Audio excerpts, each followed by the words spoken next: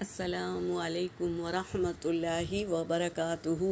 اعوذ باللہ من الشیطان الرجیم، بسم اللہ الرحمن الرحیم۔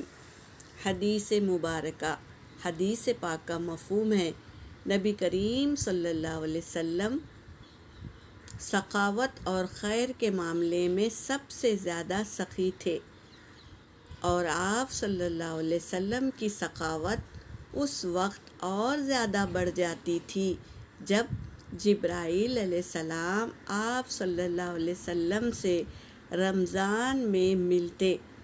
جب جبرائیل علیہ السلام آپ صلی اللہ علیہ وسلم سے ملنے لگتے تو آپ صلی اللہ علیہ وسلم چلتی ہوا سے بھی زیادہ بھلائی پہنچانے میں سخی ہو جایا کرتے۔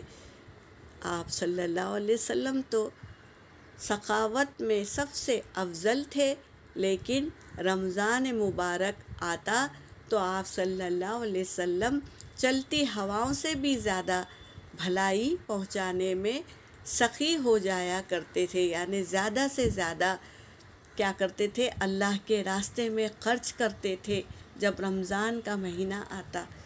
تو سبحان اللہ، ایسے نبی جو ہمارے نبی ہے صلی اللہ علیہ وسلم ایسی سخاوت کرتے تھے، تو ہمیں بھی رمضان کے مہینے میں زیادہ سے زیادہ اللہ کے راستے میں خرچ کرنا ہے تاکہ ہم نبی پاک صلی اللہ علیہ وسلم کے امتی کہلائے۔